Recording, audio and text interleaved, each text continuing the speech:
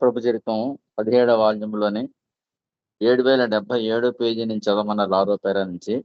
ఇది బాబా 1965 సంవత్సరంలో పూనాలో ప్రజా దర్శన కార్యక్రమం. అందరికీ కూడా 5 రోజుల పాటు దర్శనం ఏర్పాటు చేశారు. ఆ దర్శనానికి చాలా మంది హాజరవుతాం. వాళ్ళందరితోటి బాబా ముచ్చటించుకోవడాల విషయాలు చదువుకుంటున్నాం. ఆ సందర్భాన్ని పురస్కరించుకుని ఇప్పుడు నెక్స్ట్ కంటిన్యూ చేస్తాను. అంటే కొంచెం ముందనమాట. ఒక బాలుడు అకస్మాత్తుగా చేతి బాబా దర్శనం అవుతుంటే అప్పుడనమాట. అకస్మాత్తుగా చేయి పైకెత్తి అడిగిన ప్రశ్నకు సరి అయిన సమాచారంగా, "అయ్యా, మీ వయస్సు నాకు చూడండి." అతని ప్రశ్న ఏంటంటే, ఒక వ్యక్తి ఒకసారి మగ పిల్లలు చదువుకుంటున్న పాఠశాలకు వెళ్ళాడట. ఆ పిల్లలను అతడు ఒక చిక్కు ప్రశ్న అడిగాడు. ఏంటది? 300 గజాలు పొడవున్న ఒక రైలు 30 నిమిషాల్లో ఒక ప్లాట్‌ఫార్మ్ దాటినట్లయితే నా వయస్సు ఎంత? అని అడిగాడు. ఆ పిల్లలకు నోట మాట రాలేదు. దానికి చెప్తున్నాడన్నమాట. ఆ బాలుడు లేచిపోయి, చూడండి ఎలాగన్నాడు అని. ప్రశ్న సమాధానంగా ఏం చెప్తున్నాడు? "అయ్యా, మీ వయస్సు 46 సంవత్సరాలని." ఎలా చెప్పాడంటే, ప్రశ్న అడిగిన వ్యక్తి ఆ జవాబు బెత్తరపోయాడు. ఎందుకంటే ఆ కుర్రవాడు చెప్పిన వయస్సే అతని వయస్సు అతడు సరిపోయిందనమాట. సరిగ్గా సరిపోయిందని ఆ బాలుడు అన్నాడు. ఆ బాలుడు 23 సంవత్సరాల వయసులో ఉన్న మామయ్యకు సగం పిచ్ మాత్రమే ఉంది సార్ అని చెప్పాడు. అంటే ఈ పిచ్ కాబట్టి ఆ పిచ్చి ప్రశ్న కాబట్టి మా మామయ్య అలాంటి వాడు కాబట్టి అందుకు డబుల్ అనేసి చాలా చక్కగా చెప్పి అందరిని ఆశించారన్నమాట. జోక్ లాగా బాబా దగ్గర చెప్పేవాళ్ళందరూ. అక్కడ ఉన్నవారు ఆ జోక్ విని ఆస్వాదించారు. ఇప్పుడు బాబా తానొక జోక్ వేసి చెబుతానన్నారు బాబాయే. 1962 సంవత్సరం జరిగిన ప్రాక్ పశ్చిమ సహవాస సమయంలో ఇండియాపై చైనా దురాక్రమణ జరిగింది 62లో. ఈ సహవాసం జరిగే సమయంలోనే పాకిస్తాన్ వైపు నుండి కూడా అలజడి ఉంది ఇప్పుడు కూడాను. చైనీయులైనా, పాకిస్తాన్‌లైనా నాకు అందరూ ఒకటే. కానీ నేను జన్మించింది భారతదేశంలో అనేది వాస్తవం. బాబా అన్న మాటలు. అందువల్ల భయపడవలసిన అవసరం లేదు. ఇదే నా జోక్. బాబా నా జోక్ అట్టది. నా జోక్‌కి అర్థం ఏంటంటే, అజ్ఞానంలో మీరు భయపడవలసిన అవసరం లేదు. అంటే పాకిస్తాన్ మన మీదకొస్తుంది, చైనా వచ్చేస్తుంది అనేటువంటి భయపడాల్సిన అవసరం లేదు. ఎందుకంటే మనందరం అజ్ఞానంలో ఉన్నాం కనుక, అది మనకు తెలీదు గనక. ఇది నా జోక్. నా జోక్‌కి అర్థం అజ్ఞానంలో మీరు భయపడవలసిన అవసరం లేదు.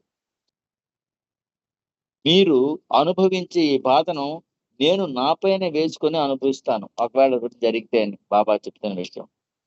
బాబా ఒక ప్రేమికుడిని పూణే రావడానికి "నువ్వు సెలవు ఎలా దొరికింది నీకు?" అని అడిగారు.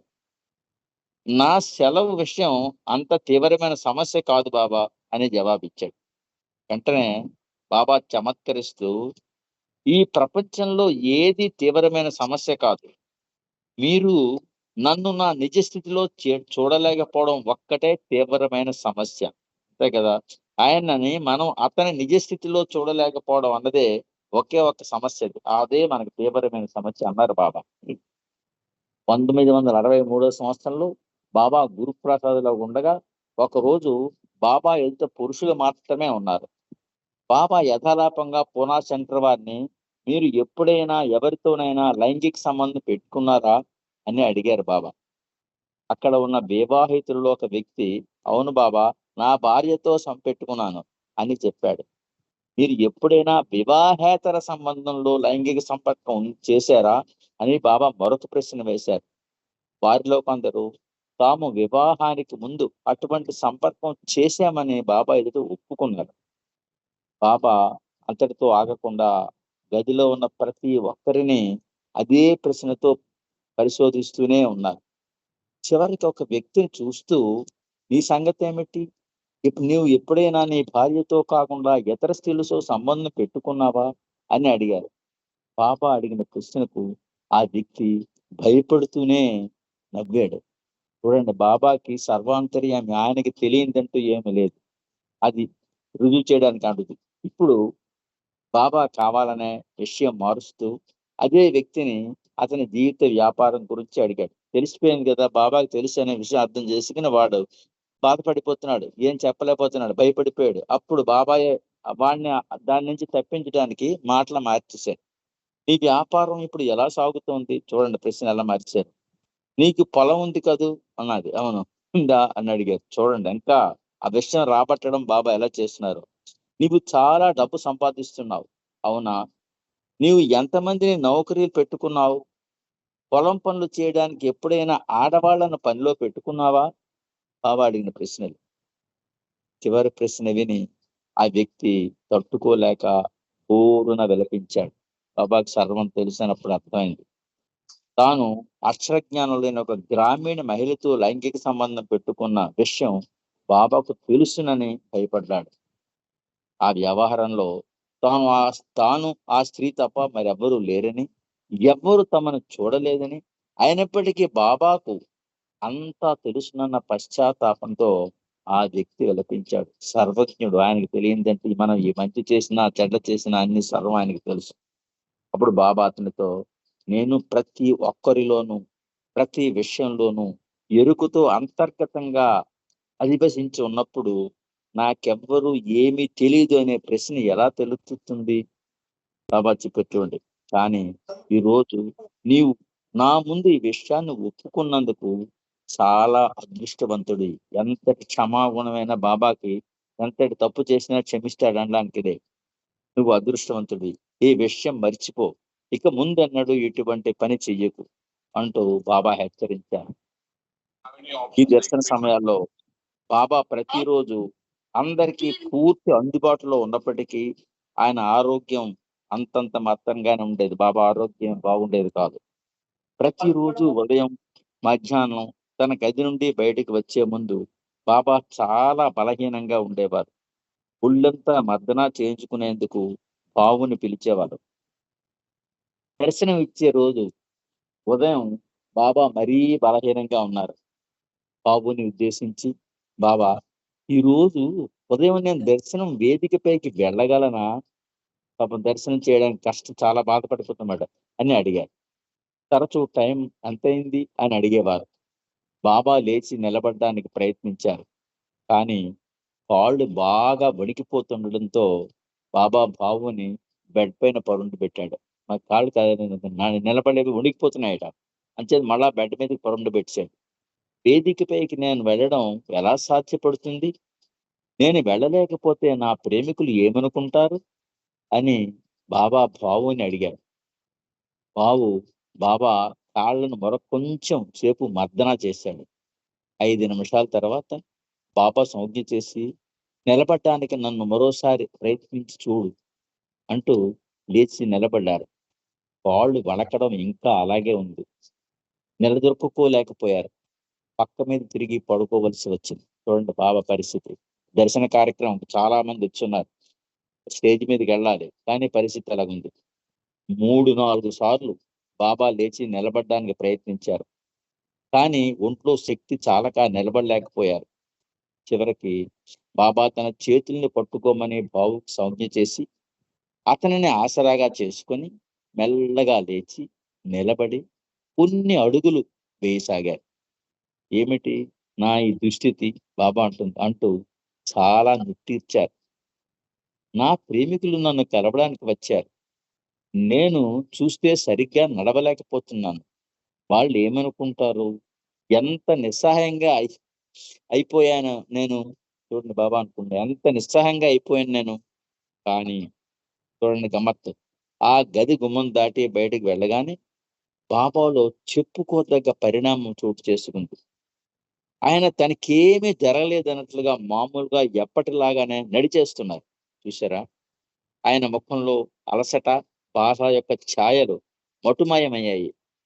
బాబా ముఖారవిందం అప్పుడే వికసించిన గులాబీలా ఉంది.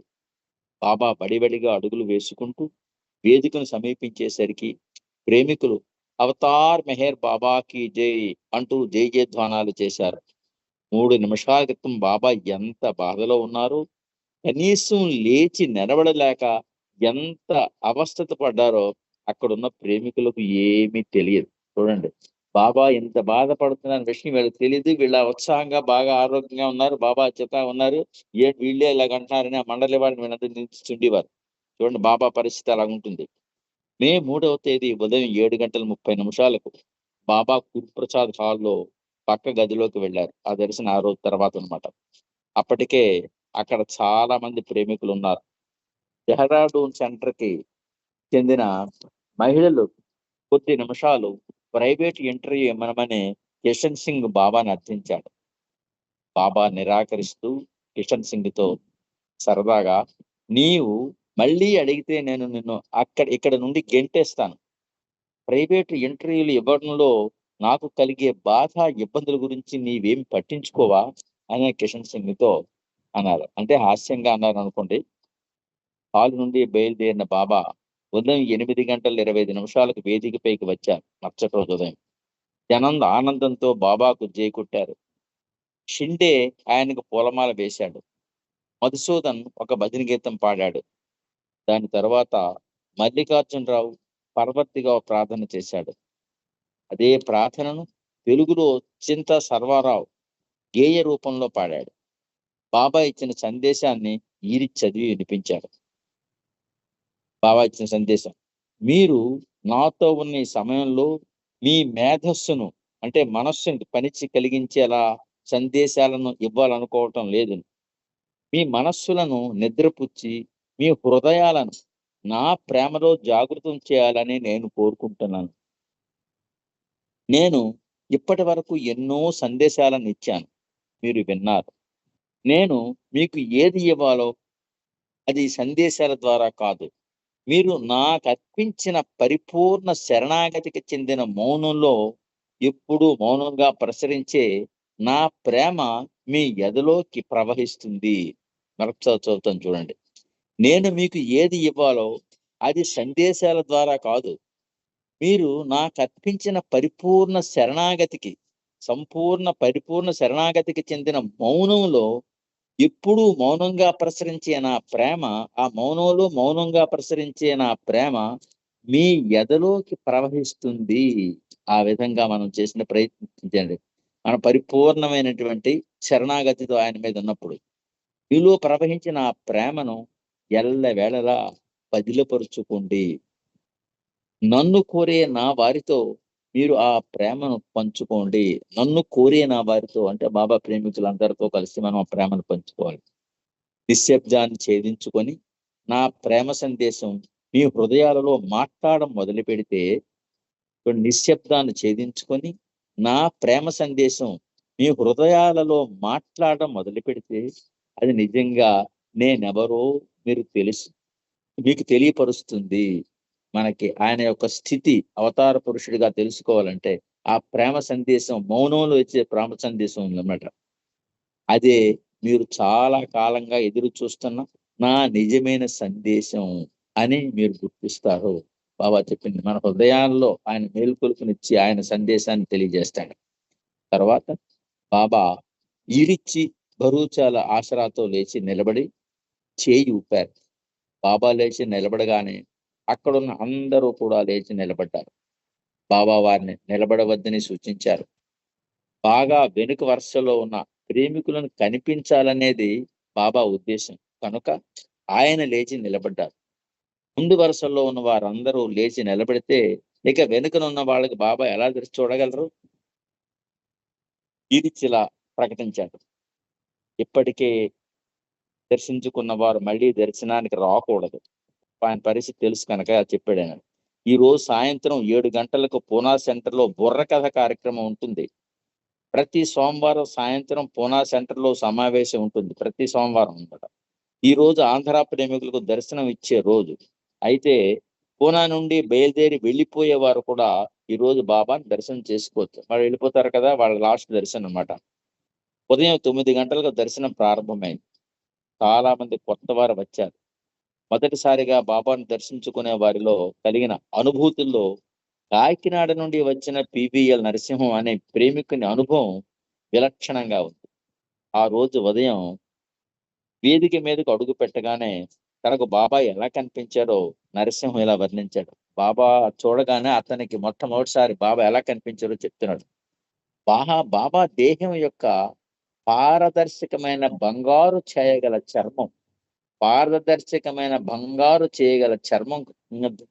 చర్మం క్రింద ఫ్లోరోసెంట్ లైట్ వెలిగించినట్లు ఆయన దేహం మొత్తం ప్రకాశాన్ని వెదజల్లుతున్నట్లు అనిపించింది. చూసారా? ఆ బంగారు ఛాయలో అది ఎలాగా వెనకాతల నుంచి పెద్ద లైట్ కొడితే కాంతి ఎలాగొస్తుందో అలా కనిపించిందిట. చీకటిలో తుఫానులో చిక్కుకున్న ఓడలు సమీపంలో లైట్ హౌస్ వెలుగు చూసి ధైర్యం, ఆశ పొందినట్లు అజ్ఞానపు చీకటిలో తమ సంస్కార బంధాల నుండి ఉపశమనం కోసం పోరాడుతున్న అనేక ఆత్మలు బాబా నుండి ప్రవేశించే ఆధ్యాత్మిక ప్రకాశాన్ని మరియు ప్రేమను చూసి ఆశ మరియు ఆనందాన్ని పొందాయి. చూసారా? బాబా యొక్క ఆ రూపాన్ని చూస్తే ఎంతటి ఆనందాన్నో, ఎంతటి ప్రేమను పొందుతామని. ఎటువంటి ఆ ఆత్మలన్నీ కూడా ఎందుకు ఆత్మల అజ్ఞానపు చీకటిలో తమ సంస్కార బంధాల నుండి ఉపశమనం కోసం మనందరం ఉన్నది అజ్ఞాన బంధం.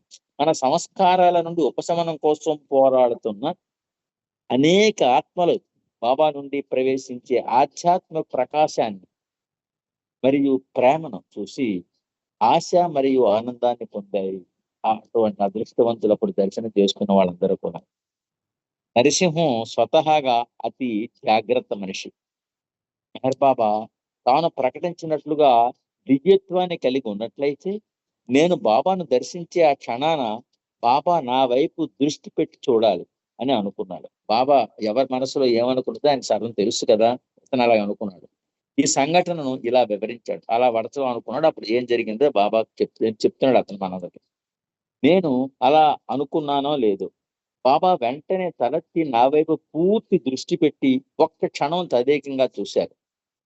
బాబా నా మనసులోని ఆలోచనలు చదివినట్టుగా అనిపించి నేను కొద్దిగా కలవరపడ్డాను. నా మనసులో చెడు లేదా సందేహంతో కూడిన ఆలోచనలు రాకూడదని లోపల ప్రార్థించాను. ఏదొచ్చినా బాబాకి తెలిసిపోతుంది కదా, చెడు ఆలోచనలు వస్తే తెలిసిపోతుందని భయపడి రాకుండా ఉండు బాబా అని దండం పెట్టుకున్నాడు. బాబా పాదాలను స్పృశించాలనే వంగాను. ముక్కుమల వలె ఆ పాదాలు ఎంతో మృదువుగా, పూల రేకుల వలె కోమలంగా మరియు మండు వేసంగిలోని మంచులా ఎంతో చల్లగా ఉన్నాయి.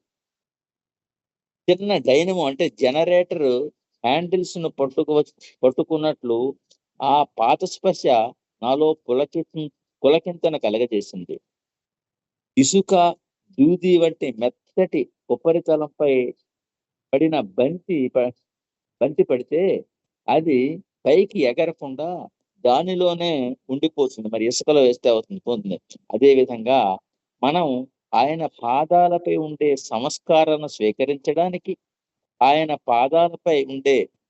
ఉంచే పాదాలపై ఉంచే సంస్కారాన్ని స్వీకరించడానికి, అవి అక్కడే సంగ్రహించడానికి అనువుగా ఆయన పాదాలు ప్రత్యేకంగా కోమలంగా మారాయి అని అనిపించింది. అతనికి అనిపించింది అలాగే. ఆ సంస్కారాన్ని అయిపోయి పాపం ఎంత అదృష్టవంతులో చూడండి ఆయన. బాబాను దర్శించడానికి వచ్చిన చాలా మంది ఆయన స్పృశించడానికి ఒక చాక్లెట్ ప్యాకెట్ను ఏదో ఒక వస్తువును తీసుకొని వచ్చేవారు. అలాగా ఆ వస్తువు పట్టుకుని వెళ్ళి బాబా చేతికి ఇస్తే చేయి తగ్గుతుంది కదా, స్పృశించినట్లు అవుతుందని ఆ వస్తువును కూడా ముట్టుకున్నట్లు. బాబా వాటిని స్పృశించిన తర్వాత దానిని ఆయన దర్శనానికి గుర్తుగా పదిలిపరుచుకునేందుకు తిరిగి ప్రసాదంగా తీసుకువెళ్ళేవారు. అటువంటి వస్తువులో ఎక్కువగా పెళ్లి ఉంగరాలు, చేతి రుమాళ్ళు, తువ్వాళ్ళు, తలదిండ్లు, పాదుకలు, ఆఖరికి షర్బత్ సీసాలు కూడా ఉన్నాయి.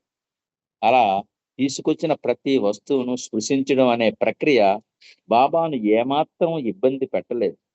ఆ ప్రక్రియ వల్ల కలిగే అదనపు శ్రమ ఎంతటి విసుగును కలిగిస్తుందో ఎవరైనా ఊహించుకోవచ్చు. ప్రతి వాళ్ళని ముట్టుకోమని సరే బాబా అసలు ఒంగోలేరు, ఆరోగ్యం బాగోలేదు, అయినా సరే ఆయన విసుగు లేకుండా చేశారు. కానీ మనకు అనిపిస్తుంది బాబా ప్రతి ఒక్కరికి ప్రేమపూరితమైన చిరునవ్వు మరియు సాన్నిధ్యాన్ని పంచగా అందరూ ఆ ప్రేమామృతాన్ని, సంతృప్తిని తనివి తీరా ఆస్వాదిస్తూ ఆనంద బాష్పాలను రాల్చారు. ఈ దర్శన సమయంలో బాబా వేదికపై ఏ ఒక్కరిని చుంబించలేదు లేదా ఆలింగనం చేసుకోలేదు. డాక్టర్ గిండే బాబాను తల అటు ఇటు తిప్పవద్దని అభ్యర్థించాడు.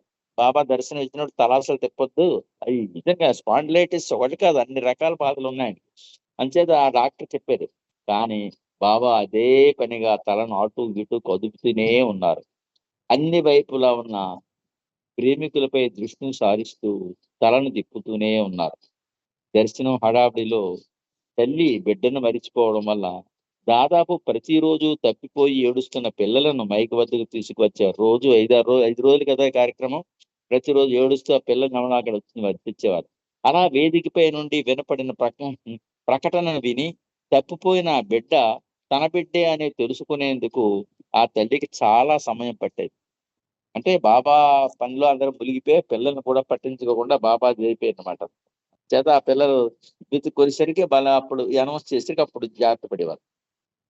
కుడివైపు చూసిన బాబాకు 3 వరుసల్లో ప్రేమికులు ఉన్నట్లు కనిపించారు. సాధారణంగా 2 వరుసలే ఉంటాయి. ఒకటి మగవారికి, ఒకటి ఆడవారికి. ఆ 3 క్యూల విషయం గురించి బాబా వివరాలు అడిగారు. మూడోది ఏమిటని. మొదటి 2 వరుసలు ఆంధ్ర ప్రాంతం వారి స్త్రీ పురుషుల క్యూలని, మూడవది ఆ రోజు పూణె నుండి బయలుదేరే వారిదేనని తెలిసింది. 3 క్యూలు కారణం. ఆంధ్ర ప్రాంతం వారి క్యూ చాలా పెద్దదిగా ఉంది. ఆ రోజు బయలుదేరి వెళ్ళేవారు కూడా క్యూలో ఉండకపోతే వారికి దర్శనం లభించి ఉండేది కాదు కదా. అందుకని ఎండ తీవ్రంగా ఉంది. ఎండ తీక్షణంగా ఉంది. లైన్లలో చాలా మంది నిలబడి ఉన్నారు. తొందరగా దర్శనం చేసుకోండి అని బాబా చెప్పారు. ఉదయం 11:05 బాబా హారతి పాడారు. బాబా లేచి నిలబడి చేతులు ఊపి అందరికీ ఆశీస్సులు అందించారు.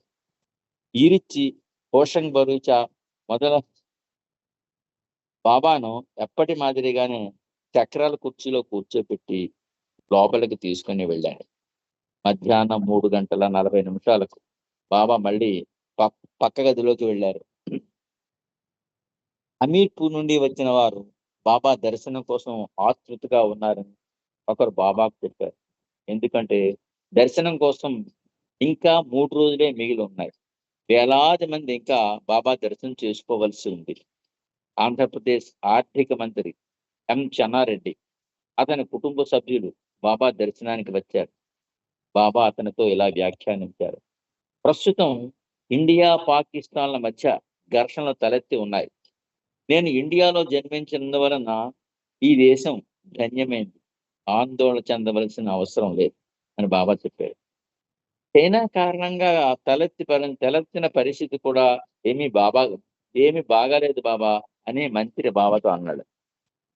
నాకు అంతా తెలుసు. ఇండియా ఆందోళన చెందవలసిన అవసరం లేదు. నేను మౌనాన్ని విరమించినప్పుడు నేను ఎవరో ప్రపంచానికి తెలుస్తుంది. ప్రజలు నన్ను ప్రేమించడం మొదలుపెట్టినప్పుడు బాధలన్నీ సమసిపోతాయి. ఏదైనా ఆందోళన చెందవలసిన విషయం ఉందంటే అది భగవంతుణ్ణి ప్రేమించవలసిన రీతిలో ప్రేమించడం గురించి మాత్రమేనని వారు అప్పుడు తెలుసుకుంటారు. మనం ఆందోళన చెందవలసింది ఆయన ప్రేమించడం కోసం అని బాబా మంత్రికి బదులిచ్చారు. ఆంధ్రప్రదేశ్ ముఖ్యమంత్రి కాసు బ్రహ్మానందుని కూడా బాబా గురించి తెలుసుకొని అతన్ని పుట్టినరోజున బాబా ఆశీస్సుల కొరకు ఒక అభ్యర్థనను పంపించాడు. బాబా ఈ దిగు సందేశంతో పాటు తన ఆశీస్సులను పంపించారు. జీవితాన్ని నిజాయితీగా ధైర్యంగా ఎదుర్కోండి, నేను మీతోనే ఉన్నాను అని బాబా ఇచ్చిన సందేశం. అలీగఢ్కు చెందిన తోడి సింగ్ వర్మ గదిలోకి ప్రవేశించాడు. అతడు బాబాకు చిరకాల ప్రేమికుడు. తోడి సింగ్ మనందరికి తెలిసినతనే. అతడు 1950లో నవజీవన సమయంలో బాబాకు మండల వారికి 10 రోజుల పాటు ఆహారం అందించాడు. బాబా జాయిన్ అయినవాడు అతను ఎప్పుడు అన్నట్టు అతను అనమాట. 1950లో వారం రోజుల పాటు వంట చేసి రోజు కుటుంబంతో సహా భోజనం ఏర్పాటు చేసేవాడు.